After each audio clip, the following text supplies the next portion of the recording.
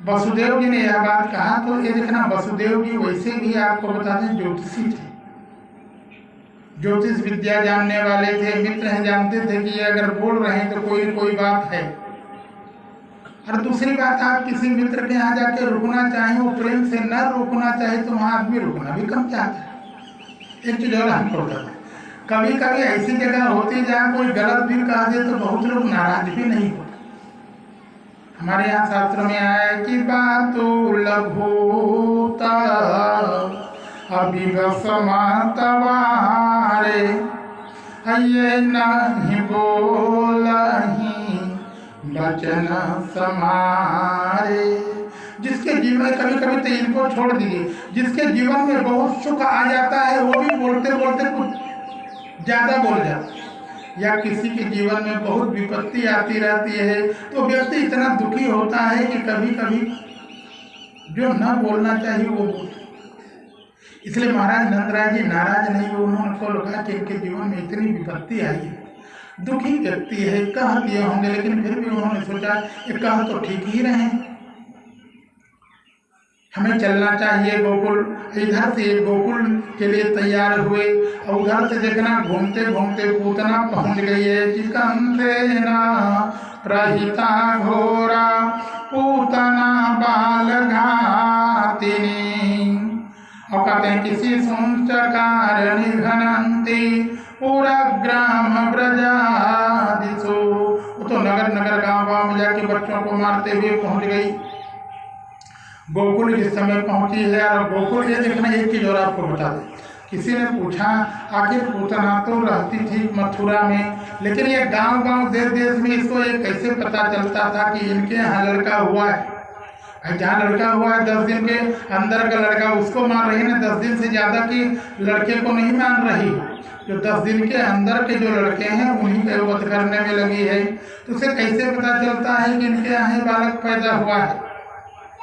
तुम्हारा सुखदेव जी कहते हैं कि राजन बहुत युक्तिवान है, युक्ति के द्वारा अपना काम, भाई देखना युक्ति से सब मुक्ति हो जाती है, तो युक्ति लगा के सुंदर दिव्य स्वरूप बना करके चलती है। और जिस रास्ते देखना पुरुष वर्ग कितना भी श्रृंगार करके चले, श्रृंगार तो पुरुष वर्ग भी चलते हैं, बढ़िया सुंदर आपको बता दें सब एकदम फिट होकर के चलते हैं, बढ़िया इत्र आदि डाल के चलते हैं, लेकिन कितना भी आप सज बच करके चले गांव में, लेकिन जल्दी आपको कोई पूछने वाला नहीं है, न पहचाने तो कि तुम कहाँ जा रहे। लेकिन एक सुंदर युवा स्त्री आपको बता दें सज के चलती हो, एक दो बार घूंघट ढाल करके इधर उधर जाए तो हर कोई को लगता है कि भैया इनको पता लगा लो, पूछ लो कहाँ ये जाने वाली है। तो ऐसे ही जिस नगरी में जाके जिस गली में एक दो बार इधर उधर घूमती थी तो तुरंत आपको बता दें लोगों से पूछ पड़ते थे कि देवी जी आपको कहाँ जाना है, तो तुरंत वो एक ही बात कहती है, जाको लालो भाइयों है जिसके यहाँ बालक हुआ है उसी के यहाँ मुझे जाना है। तो अक्सर लोग जान जाते थे कि जिसके यहाँ बालक हुआ रहता था ना, तो जान जाते थे कि भैया ये उनके यहाँ जाना चाहती है, और तुरंत लोग बता देते थे कि उनके यहाँ बालक हुआ है। वहाँ जा करके वो खिलाने के बहाने से बालक को लेती थी और अब उसका मुंह अपना स्तन में स्पर्श करा करके बालक को वध कर दे रही है।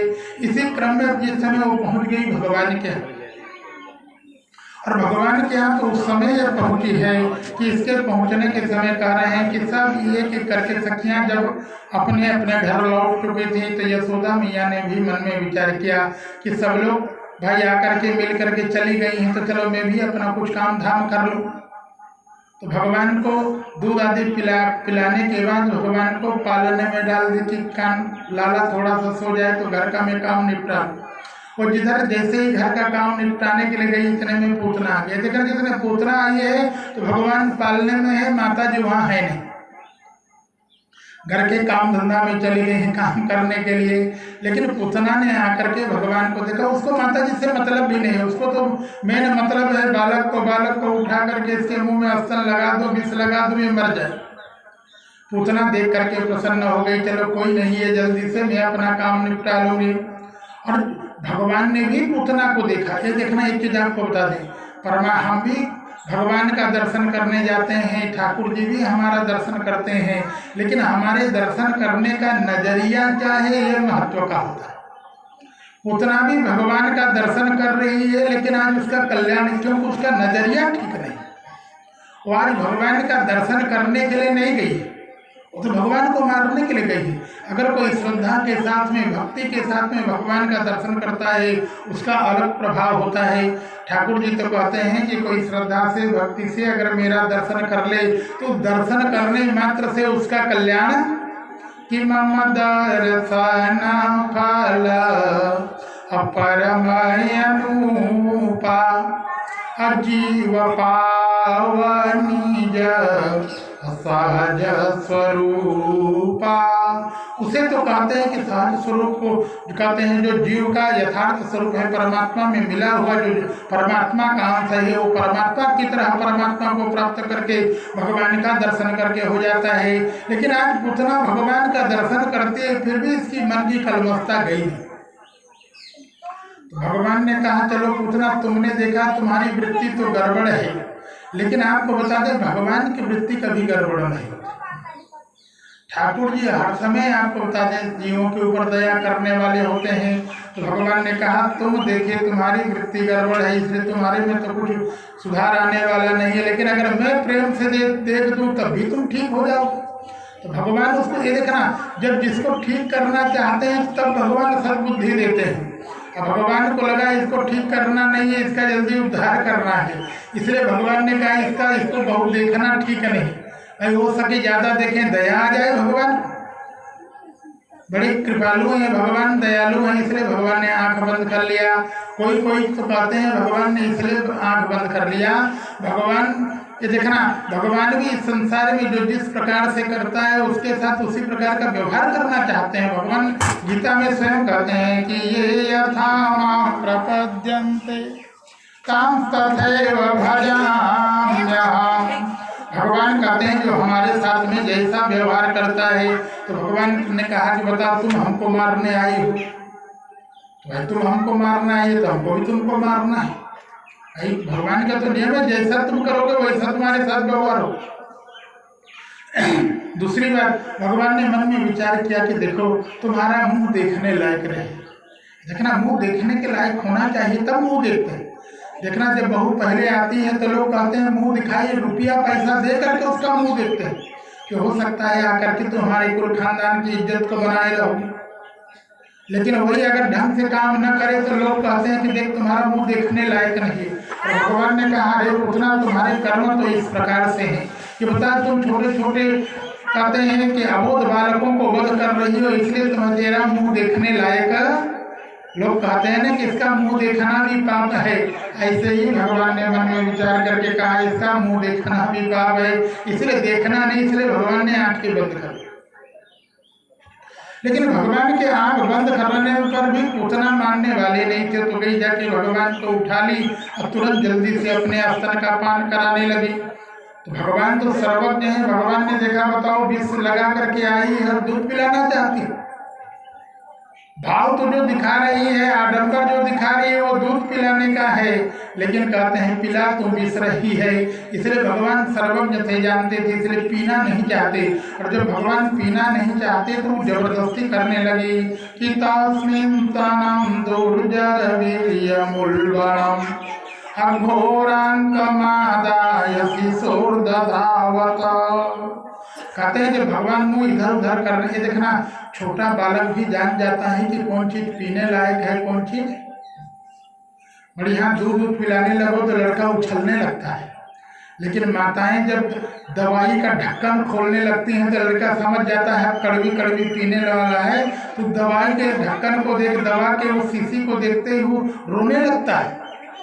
ऐसे भगवान जब नहीं पीना चाहे तो जबरदस्ती भगवान का मुंह पकड़ करके आपको बता दें वो अपने स्तन में स्पर्श कराने लगी। भगवान ने कहा, उतना मौसी, अगर तुमने जबरदस्ती किया है तो हम भी शुरू कर देते हैं। तो जब उसने जबरदस्ती किया तब जाकर के गाढ़ं कराभ्याम भगवान प्रपीड्य, जब कहते हैं वो जबरदस्ती भगवान के मुंह को अपने स्तन में लगा दी, तो भगवान ने भी सोचा चलो अब तो पीना पड़ेगा, तो पीने लगे तो दूध तो निकलना नहीं, तो विष दे देखना, विष का असर भगवान के ऊपर में होना नहीं था और दूध निकल नहीं रहा था।